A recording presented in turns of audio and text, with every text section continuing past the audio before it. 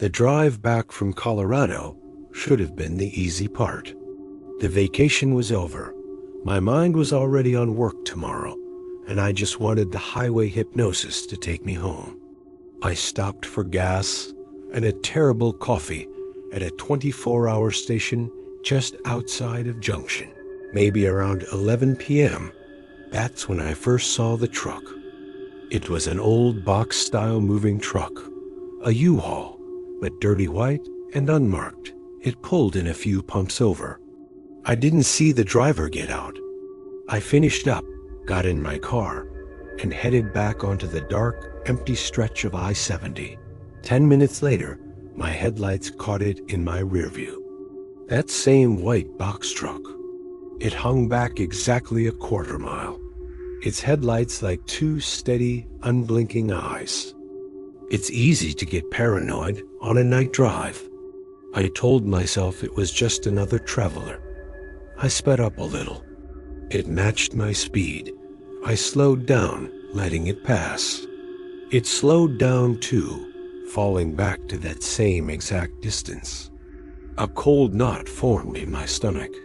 I took the next exit, a tiny town with one blinking yellow light. I pulled into the lot of a closed diner, my hands shaky on the wheel. I watched the highway. The truck didn't take the exit. It just kept going, its taillights shrinking into the darkness. I let out a breath I didn't know I was holding. Paranoia. I waited 10 minutes, then got back on the interstate, feeling foolish. The road was empty. For 30 beautiful, calm minutes, I saw nothing but the painted lines and the dark shapes of the mountains.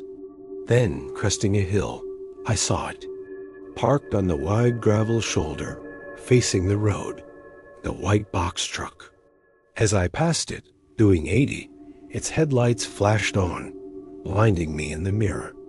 I watched sick as it pulled onto the highway behind me.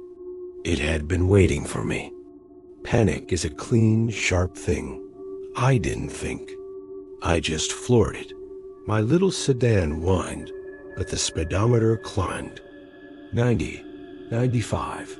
The truck kept up, that big, bulky shape gaining effortlessly. Its brights were on, filling my car with a terrible, invasive light.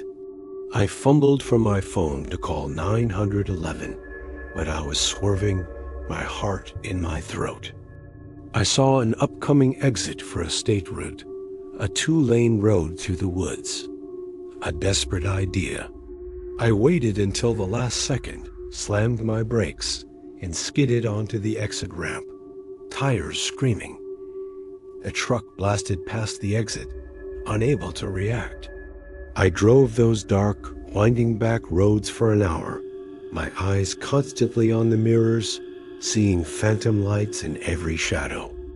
I finally found a well-lit truck stop, parked right under a floodlight between two big rigs, and locked the doors. I didn't sleep.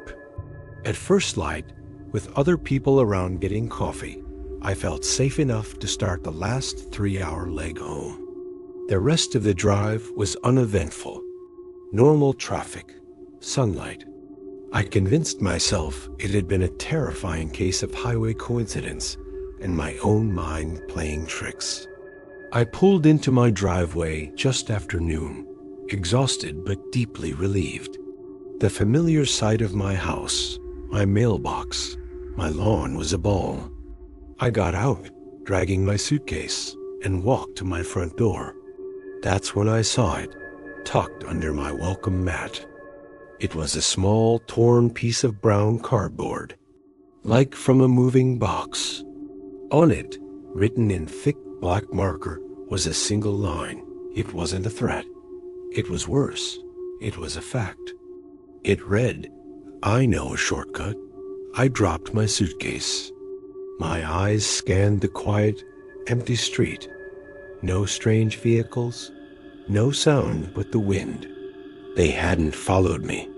They had beaten me here. They knew where I lived before I even left Colorado. The gas station wasn't where it started. It was where I finally noticed.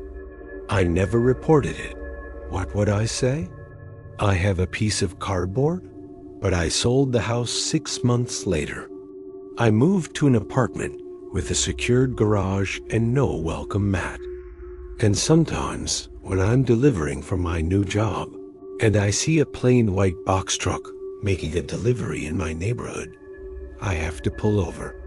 I sit there, hands clenched on the wheel, and watch until it drives away. I always check. I have to be sure it's not the same one. I never can be.